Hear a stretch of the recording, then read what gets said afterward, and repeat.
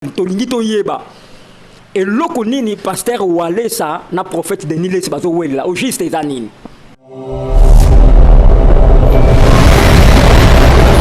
En tout cas ngane marabazo là tiens parce que je ne suis pas informé na marabazo là mais tozo mona kaka ba réaction na bon na réseaux sociaux.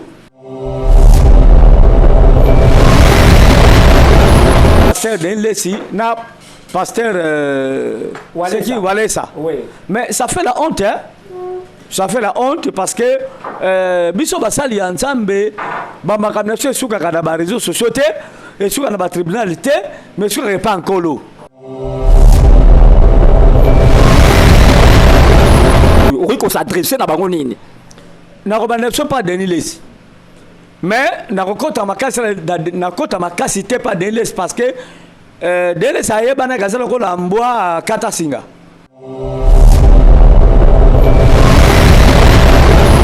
Makaminga mabe mapa na ye et puis moko a se plana ba bezwana.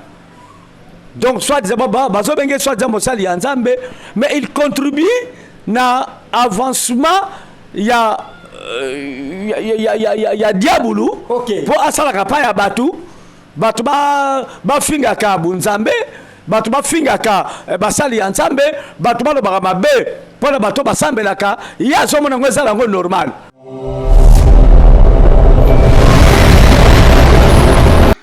Moutayoka okutu bayoka consulter eza combien 26 eza mutakala na ye ou bien yonso en fait on va là service à renseignement ezali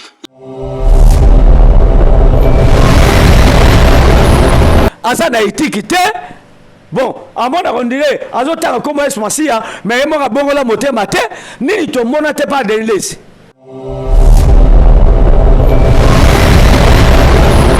Nde to yebisa mwana wana ke Denis Lesi azokosa ye po Denis Lesi alobi ke okosala émission soko sali émission ale okoloba boye basaki na batu na ye basali yango na ndako ya Denis Lesi. Sana munoko ya komodi j'ai la parole et la bouche pour maudire. Je le maudis au nom de Jésus-Christ. Et je le maudis au nom de Jésus-Christ. Somona makamu ndeko Walesa zo sala aza ko induire ebele abatu wana n'erreur. OK. Mais baba zo ka seke bazo ko servir nzambe. Jésus n'a jamais maudit ba scribe na ba pharisien. OK. Maman ndeko Walesa lobi na Bible sate.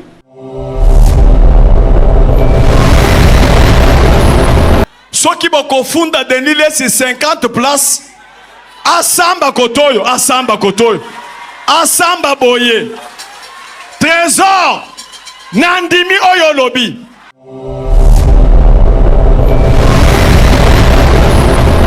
et puis mosala nzamba za ko prier batu boko de ko funda ye boko de funda bino su asamba tana 1000 personnes bona boye église peut accepter mosala nzamba funda ka mutu te.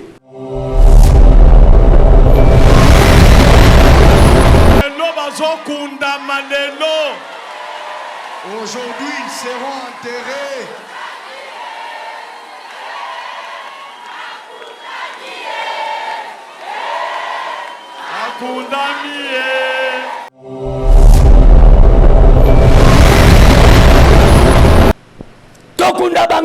Tokunda bango tokundi bango sima mabite tokundi bango te mais ça que bakundami. C'est pas bien. Na kati église oyo église ezali censé ya relaxa batu Christ.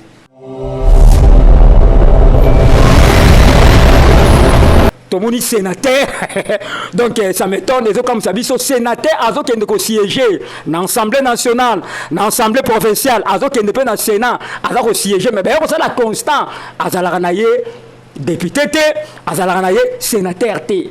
En tout cas, erreur ya boko sala malolenge ni patriarche.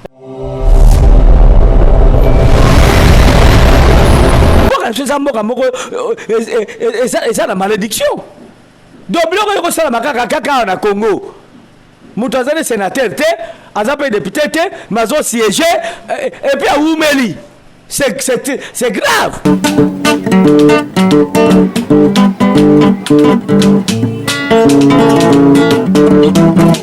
Ciel ouvert, lève-moi nique mon anzambe monani. Loboko na tata ese moi minikola baninga pina ye. Ciel ouvert, ciel ouvert, ciel ouvert, oh ciel ouvert, ciel ouvert, oh ciel ouvert. Ndeko landaka yango, ndeko talaka yango, oh na Vincent Makela. Bonjour, bon après-midi, bonsoir, bon dia, boa tarde, boa noite. Et ça dépend kaka oyoyo ozo yamba émission ya mokolo na lelo. Toyebi biso banso ke Ciel Ouvert TV ezalaka chaîne oyo ezalaka toujours na makamba bonzambe eza chaîne oyo tango bazo compter ba chaîne chrétienne awa babandaka na Ciel Ouvert TV eza chaîne oyo eboya kaniaka. Et même la cabine toujours la news, toujours la vérité dans la chaîne Oyo. Nzambe vraiment à Pambola DG. Il y a chaîne Oyo Ciel Ouvert TV, le patriarche Vincent Makela. Na micro Ezali Abino, pasteur Flamme d'Angola. Na caméra Tomoni vraiment équipe Eza costaud. Tomoni l'homme valable évangéliste Cédric Makela. Et sans oublier Josué Liwanda Brown.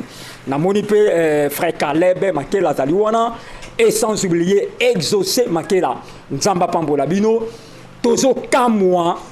Ba bêtise. Ezo koba kaka toujours na musala ya Nzambe. Na ba église. Tozo comprendre. Ebota déjà bana. Pe lelo tozo ba eboti ba kokolo. Ça continue toujours. Ne ezala qui demande. Ya batu oyo balingaka Ciel Ouvert TV. Balobi ke pasteur Flamme Luka patriarche Vincent Makela. Parce que trop, c'est trop.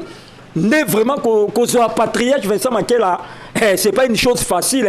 À mon anaka, n'a pas si parce que Azam Moutaba discipline, Azam un homme de Dieu puissant, Azam un homme de Dieu oyo vraiment, Azalaka tant sur la présence de Nzambe.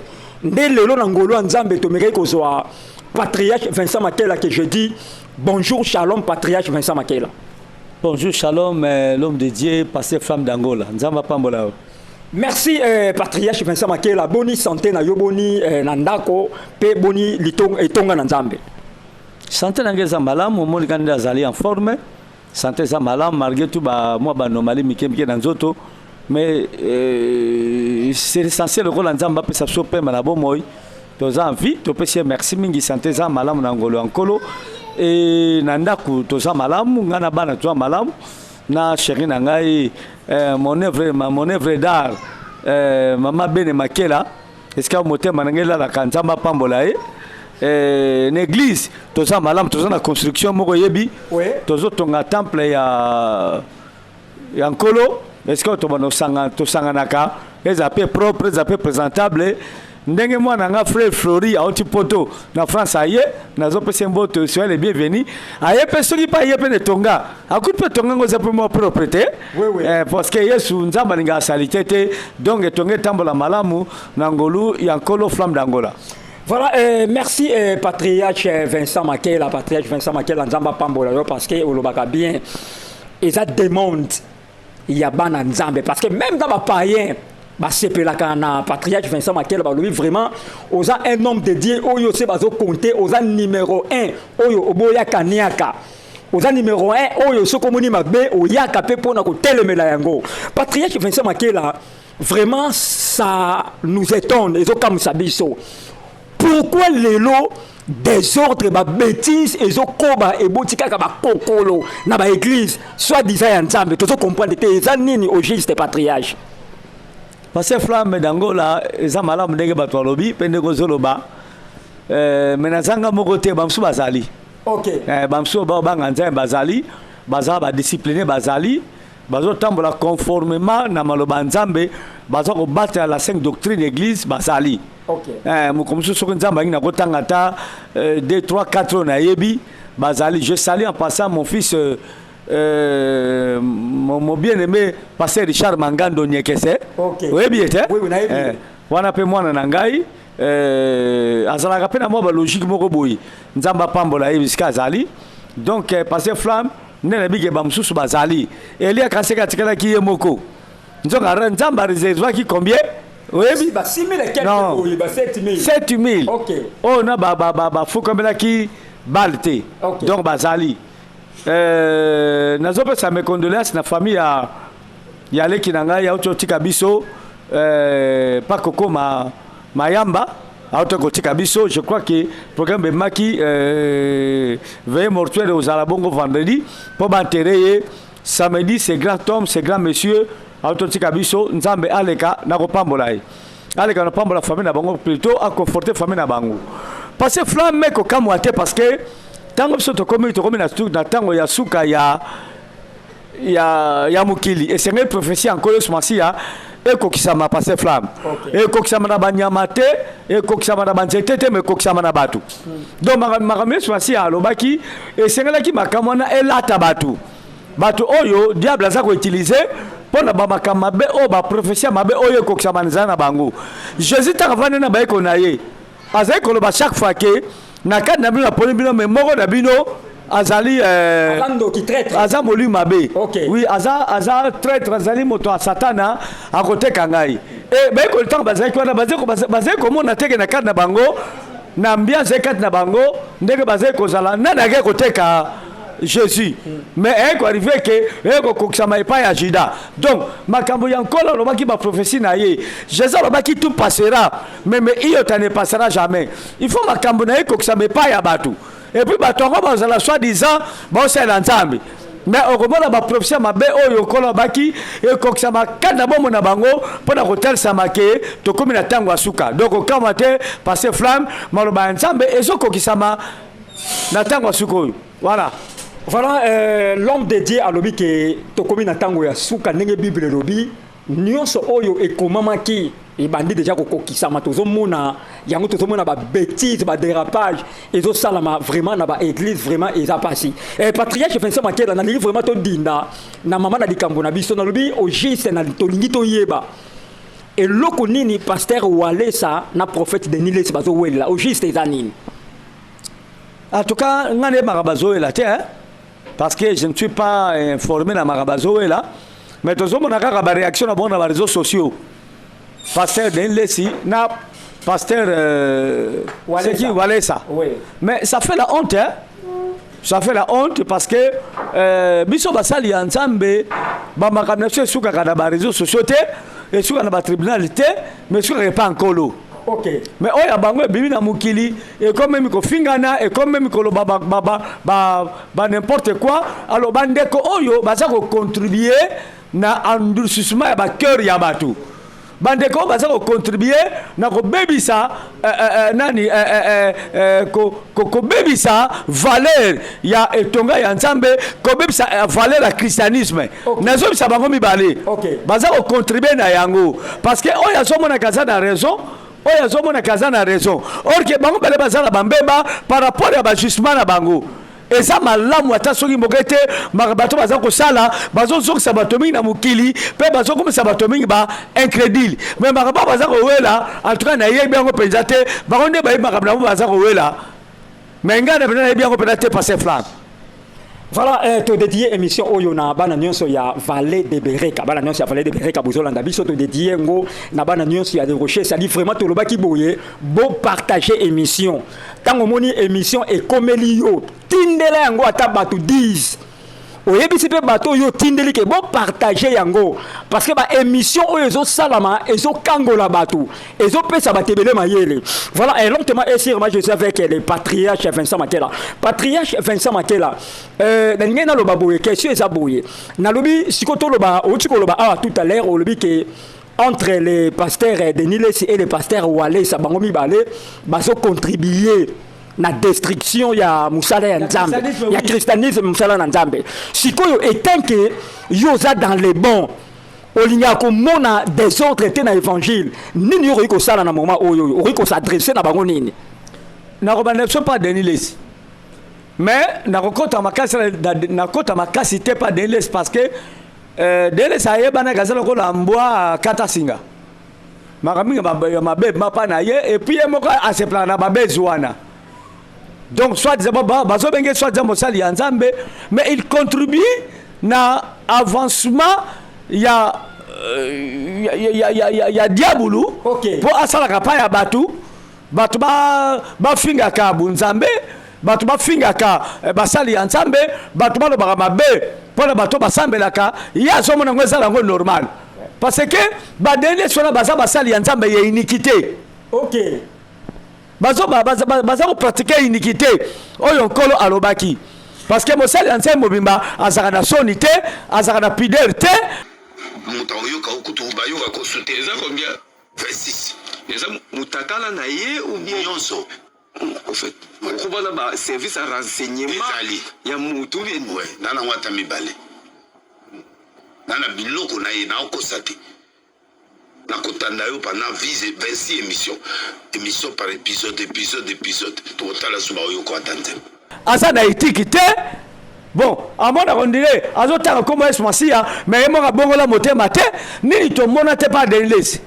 kobina na bandumba koloba ba bêtise na ba réseaux sociaux ko escroquer batu maka bele kindumba pe pai te maka bele pona ndekona ebima mais awaka ane sondité a continuer kaneka na ba mabenda yiwana moina lo bane pena mingi ezate poto ebi ka oya pona alobaki aza na Nzambe aza mosali ya Nzambe mais soko tali ba justement na ye façon asalaka aza na ngabu na biso te aza na ka voisin OK mais na kolobela mingi lelo pona walesa OK toyokani oui OK nete chose amutuna kotuna voilà merci patriarche tozo landa malamu mais si tozongi kati na Bible to bande komona Jésus azoyebisa ba scribe ba pharisien alobi boza ba hypocrite mais totikalaki jamais komona Jésus a maudire ba scribe to ba pharisien na kati ya Bible to enterrer bango sikoyo l'homme de Dieu totalaki image moko boye toza nango wana tokosenga na l'homme valable vraiment a balancer biso image wana bongo tokosonga na plateau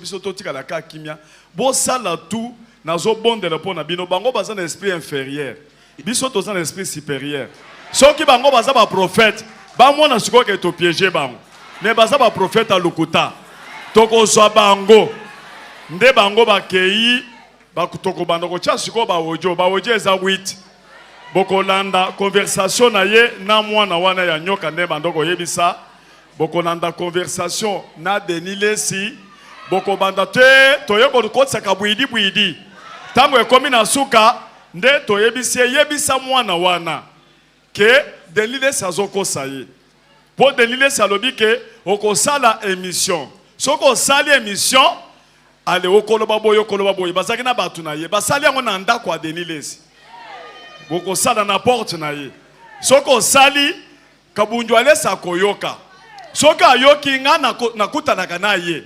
nakokende nakoyebisa ye ke tosololaki deja na bana wana namoni bango basengi $200,000 et tango ya kopesa 200,000 ata to discuter na 150 na peso 50,000 yoke na poto na pesi bino autorisation soki bokofunda Denilès 50 places asamba kotoyo asamba boye trésor nandimi oyo lobi je t'autorise bana na Nzambe nandimi obino bolobi nazo autoriser bino.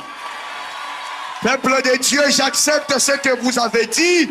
Je vous autorise à faire cela parce que ici sur terre, il y a des serviteurs de Satan. Comme ils sont serviteurs de Satan, on va les enterrer spirituellement. Mais comme vous êtes décidés à agir, moi aussi, je vous autorise à faire ce que vous voulez. S'il faut l'accuser même 50 places, accusez-le qu'il aille comparaître là-bas. Mais moi, spirituellement, je vais les enterrer. Nous allons enterrer leurs esprits. Jésus a maudit bango. Jésus les a maudits. Jésus a maudit. Jésus les a maudits. Les pharisiens, les scribes, a maudit. Il a maudit les pharisiens, les scribes, il les a maudits. Parce qu'il y a une jalousie, une haine. Parce qu'ils avaient la jalousie et la haine. J'ai la parole et la bouche pour maudire. Je les maudis au nom de Jésus-Christ. Et je les maudis au nom de Jésus-Christ.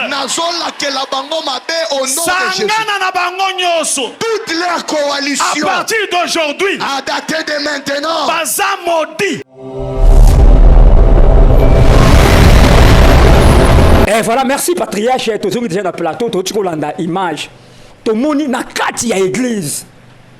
Nazo kwa kutu njoto malili na kati ya église ceux qui m'étonnent na ba fidèle baza ko encourager que to ko enterrer milimo na bango to ko enterrer donc na yebite patriarche Vincent Makela yo lingaka basaka na nzambe oya yote okoloba nini na question on ngana poser yo omoni kama sawana ndeko wale sapaza mtababezi ndeko wale sapaza mtababezi alingaka kombo na ye chaque fois tanga maka mais wase kwa alobelo komoko solo mabe yebani mais bato alingaka ngote osomona makamu ndeko wale sazo sala aza ko induire ebele abatu wana nerer. OK, mais baba zoka sake bazoko servir nzambe. Jésus n'a jamais maudit ba scribe na ba pharisien. OK, mamu ndeko wale salobi na Bible sate. OK, o Yesu alakela bango mabe soki tembe zali balukela ngango Yesu atikala ko lakela ba scribe na ba pharisien mabe te azande ko lo balolege bango bazali. Jésus atikala même ko maudit ku tatana ni te Judas Iscariot te atika ko maudit yete mais teka ki ye même tateka ki ye pe so be ke mto teka ye atika ko maudit yete mosali ya nzamba mbodisaka batu te. OK, jamais. Bible dit c'est à moi appartient la vengeance, c'est à moi la rétribution. OK, Ce qui est mon seul ensemble comme qu'on maudit bateau. Bon on parle ensemble que ça la nini. Église comme qu'on aime tokundi bango na kati église. Wale comme mata vita imanoto nini. Ata yo boko penza. Eza la kate. Et puis mon seul ensemble ça ko prier bateau. Bon ko funda ye. Bon le funda bino sou asamba tana 1000 personnes bon aboye. église peut accepter. Mon seul ensemble funda ka mutute. Jamais. Mon seul ensemble funda ka mutute. N'était doctrine oyo ndeko wale sasu yango wapi. Donc yemo ka ça de ré. Asa se conduire bateau. Nebere. Mais ça ma wa mingi. Nepte soka ndeko baza basali ya nzambe bena ya solo ya Biblia oyo bango bateyaka. Na yebite. Mosala nzambe akosa biloko wana te. Biso basala nzambe totanga Bible lobike biboye. Bako funda bino pona kombo na ngai. N'est-ce pas? Oui, oui. Bako beta bino pona kombo na ngai. Bako kosa bino me makambu. Pona kombo na ngai. Soki bato za ko se compléter pona walesa. Bazo ko se pona walesa. Bako sa walesa makambu. Bazo ko luka kwa kizeye na ba mabe. Soki ndeko walesa za mosali ya nzambe. Est-ce que façon c'est la batwana aba ko modiri. Ah l'église comme ça ko la bazo ka discours ya Marcel Mobutu. To ya président Fachi? Non. Ako pardonner. Pia kotika bato na maboko nzambe. Nzambe moka sala bango ndeka lingi. Yako kundaka bango te parce que yemta sala milimo wana te. Aiko sala vengeance te. Tozala tango ya la loi d'Italio te. Tozala tango ya kona yaki pa pardonner biso. Mais pas de quoi eloko ne zalaka te. Likamkia maudire. Likamkia bengani mutu l'église. Likamuke non, mosala nzambe se comportera ndengo na te. Ozora ndeko oui nazola ndo malamu doctrine oyo ndeko wale sa telemeli a telemi nango eza doctrine ya biso bana nzambe te eza malamu te tokunda bango tokundi bango sima mabite tokundi bango te mefsake bakundami c'est pas bien. Na kati église. Na kati église oyo église ezali censé ya kolakisa bato Christ. Ya kotia bato Jésus. Ya kolakisa bato pardon. Ya kolakisa bato amour. Sikoyo église on dit comme église aba méchant. Et que église comme église aba méchant. Bible dit que même Yesu na biso ba mema ki yeti na ngomba ya Golgotha. Baba kake ne kulu solo la mwana ya mpate. Masala gini afungola ki munoko na yete poison c'est la bato azo sele mabe. Alimbisa bango kaka. Oui, avec tu papa limbisa bango. Po be ba bazo salate. Doctrine chose yango wana. Eza doctrine ya pardon. Soki mutango zo punition, nzambe mutako punir ye. Menga na kote na cherté pour na tika kote ya Yesu na bosa ba spectacle wana. Te passer flamme. Eza doctrine ya Christ wana. Voilà. Voilà, na dédié émission oyo na basali nyonso ya nzambe. Na lobaki boye ceux qui batindeli yo lien, partager yango. Partager yango vraiment na mutema moko penzambe akoyeba na kopambola yo. Patriarche Vincent Makela na lobi boye batu nyonso oyo pasteur Walesa a enterraki. Est-ce que bakundami penza? Ayende mtema masalaki Yende mtema masalaki. Oyebi même Satan est passé à travers kunda ete. OK. Atika ko modiri ete. Ozomona. Soki ndeko Walesa ayebi ke delile si. Po monga beke bato bakene kuno basangine soki nini wana bo ba prophète baza ba faux prophète, n'est-ce pas? Oui oui. Yema bike baza ba faux. Yaza la molimo supérieur, baza la molimo inférieur po baza ba faux.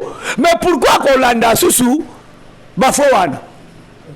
Pas ko s'intéresser na bango. Ole ate amano banzambe Alex bato Christ akonti susu bato na kati ya mbeba. Na kati ya spectacle mo zanga na ngotina oyo nkola ko zolo kumu kana bango te mayebi ke bato baza ko landa wana baza ba faux. Donc yebe wala ça na kati ya vrai te. Parce que yebe bendu une erreur parce qu'il a dit ba faux. Vous comprenez nga? Oui oui. Yesu qui azali dans le vrai ay ko landa bango te. Ay ko batala bato oyo basali boyeme to bon rapport na bango nzambe au ki la bango mawa. Babo la motema dans la vérité. Parce que Bible lobi boye. To limbisa bato yo bazo sala biso mabe. OK. Pe to prier pour la bato bazo maltraiter biso. Doctrine nga ya oyo nga na Bible nga na tangaka elobi na nga ndeko wana. Elobi teke to maudire, to boma, to kunda, to bebisa. Non. Pe to porter plainte. Te. Ba tribunal na mukilo yo. Eza bona biso te. Biso tribunal na biso. Eza pa ya nzambe. Amen. Biso se nzambe ne muta sambi saka. Nzambe ne mutu avanja kabiso. To e komi vanjete. Yesu aye bakangi ye. Pierre akati soda moko litoi. Jesus azuli to soda wana azongisi. Abi petelo. Bitumana so za nzoto te meza molimo. Kosala kaboyete. Azuli to wana azongisi. Metala basali ya nzambe alelu. Christianisme comme le la religion ya ba méchant. Boma munguna na yo kunda ye bete munduki zo mato boma zo mutute boma ye po boaka kuna po boaka comme une religion ya ba méchant. Oh les doctrine na biso te doctrine wana. Non, biso to pardonaka. Peto sana bolingo. Même ya bato yo basala ka biso mabe. Voilà. Voilà, merci Patriarche Vincent Makela. Patriarche Vincent Makela, bato bazolo ba ming balobi pourquoi ceux qui ba dérapage ya bongo ezo salama et salama kaka na ba pasteur kaka oyo wana kaka toyebi. Oui. Même basango église catholique basango to ba ki baza na doctrine mabe. Mais na betonga na bobiloko salama kate. Sango ayane kokoloba teke mokonja zala nabino to litango ya yambo aba nakoloba ke tokunda munguna na biso abali ko tala bakomba batu mututel to boma bango etiko salama te. OK. Nete suke mona na mona ngote kaka na bakomba batu bongo boye kaka te ezonga bakomba na kande mte zonga kande o tuninga question awa batu toza na discernement. Est-ce que bato bayebi ta susu diable mto utiliser bango. C'est ça le pour la rebungisa bato. Diable va utiliser bato. Blebo boka sake bon servir Nzambe, nzoka bon servir Munguna. Parce que on est allé grande distraction pour la distraire bana Nzambe, on est maté à l'agneau, badu ko s'intéresser na bato. Et ça lui tombe passer flamme. Et mingi et ça begi soit de réveil.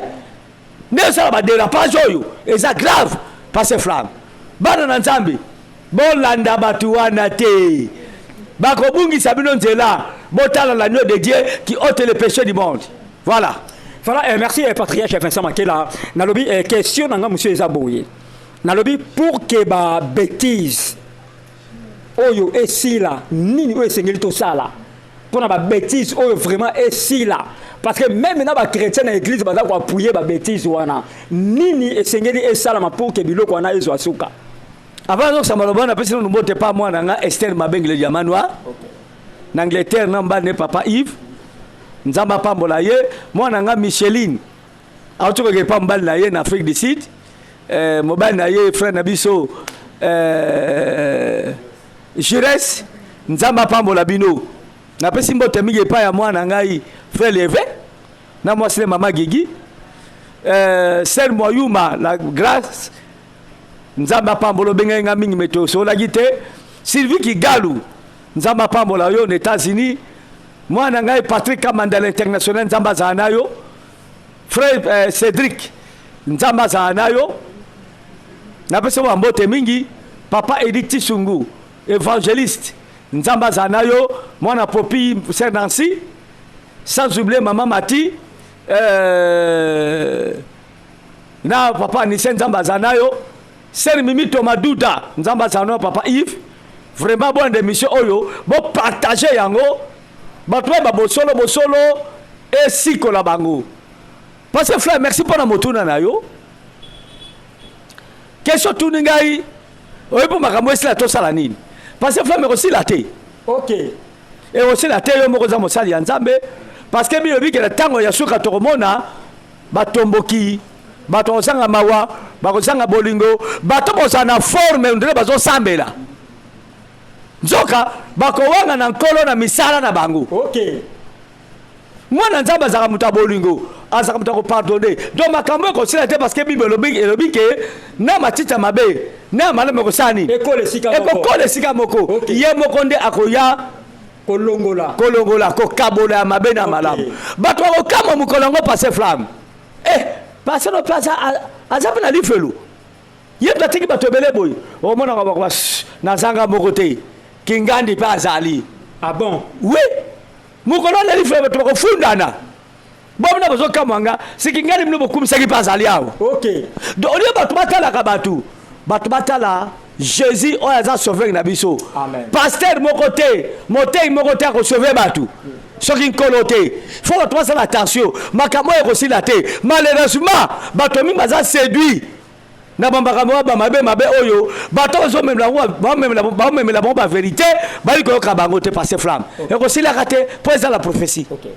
Voilà, tout est nos close awa parce que ba aussi na l'émission déjà pour na to chiter déjà na émission tout est nos close na makambo oyo ba dérapage union c'est tout les cas contenu na musala na Nzambe awa na mboka na biso.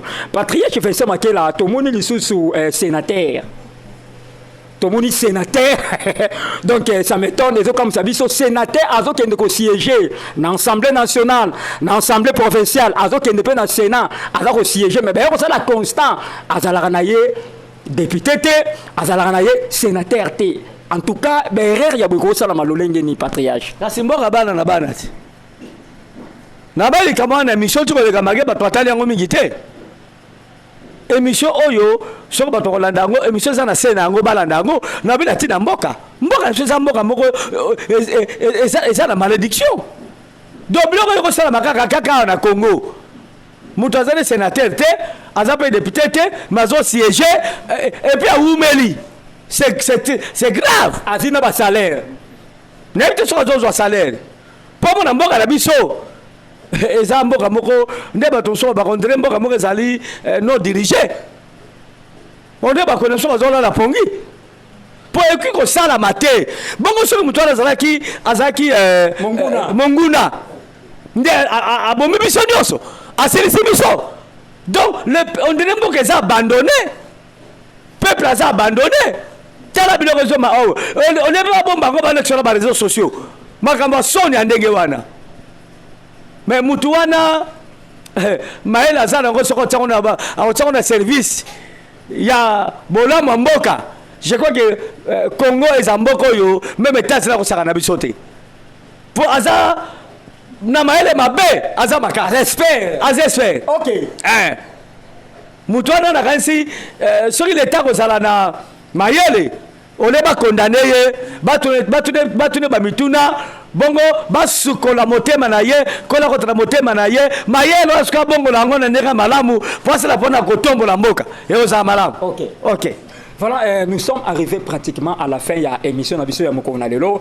Patriarche Vincent Makela sala conclusion ya nyonso otolobeli na Mokolo na lelo pena sima opesa ba dédicace opesi programme ya église. Conclusion na ko baboye bana nzambo bozo sambela bokota na ba distraction oyo bozo monate eza ba distraction po ba kabola bino na nzambe. Jésus-Christ revient bientôt. Biso toza na kati ya moboko ya liloba ya nkolo Yesu po ete biso tobika. So tozolanda batu ekozala mawa mingi. Bible bike mingi bakwa na kombo na ngai me bakopengwisa ebela batu to repetaka likamo mbala mingi. Soko kosala attention te okozela li phénomène na kati église. Parce que l'église mingi ekoti na loyenge, l'église mingi ezala kati ya loyenge, eza l'église ya solo akolo te. Yo sambela nzambe kati na solo e nzambe akoleka na kosunga yo. Pona pasteur walesa. Si réellement ayebi ke denile sazana le faux, ya ikolanda su denile cité. Kuto akobondela pona ye, bakosambela pona ye, po denile sa bongo la motema, azonge na nzambe ya solo, po ete abika, kiasala ba magui wana, ozo peksa bato ebele. Suka na ngai yango wana, pona mboka, vraiment tobona mi pona mboka Congo, po mboka na biso ekende liboso, mabelongwa, malamu eba na kosala na mboka, po ete mboka na biso ekende liboso. Numéro na ngai ezali plus 243 81 81 44 131 plus 243 81 81 44 131.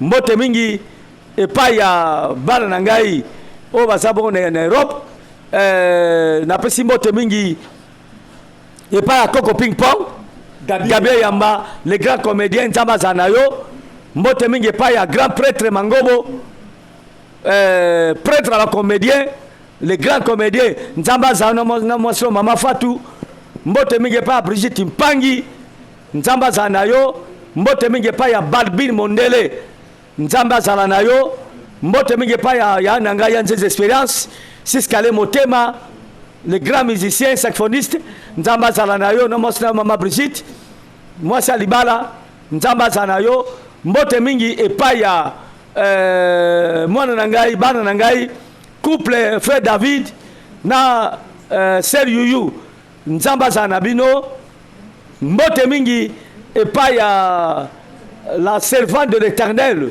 Naomi Nzamba Zanayo apambola yo vraiment limbisa ngai Nzamba apambola mo makoko Nzamba Zanayo mbote mingi na bato balandaka biso ba Ser Nyakiko ba mwana na ngai c'est qui ça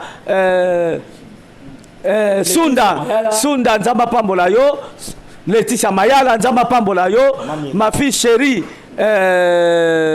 Iget Simao na Hollande Nzamba Zanayo pena si motema Nzamba Zanayo pambola yo mwana ngai mama Miriam na Belgique Mariam pardon Nzamba Zanayo pe bino ba ebanso yo bolandi émission oyo bo partagera yango Nzamba Zanabino na pesi mbote mingi na famille na ngai Makela comme na mwana biso kino mwana suka et ma bien-aimée mon œuvre d'art ma très chère chérie yo mo ebieti na ebié Makibe Makela Bénédicte Nzamba Zanaye apambola ye pe mbote na ba ebanso wasima ba caméra pe ba banso yo bas balingaka selver pe ba banso balinga bisote Nzamba pambola bang.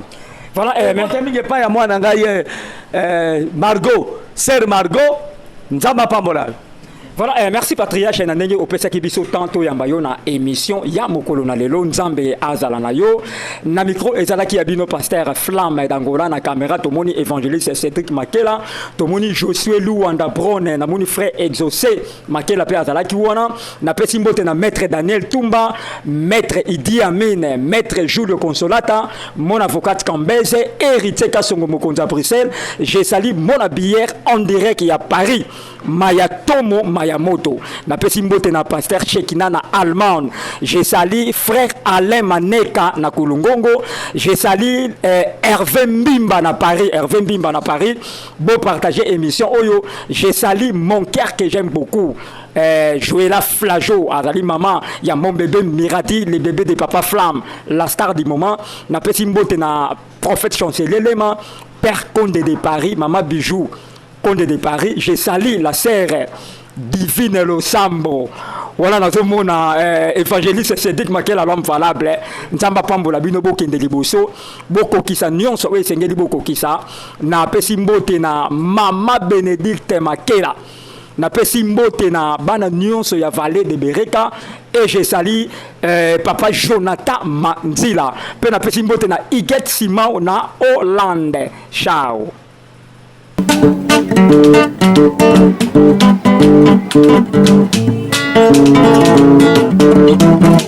Ciel ouvert, lève-moi nique mon nzambe monani loboko na tata ese mwami likola balinga mina ye ciel ouvert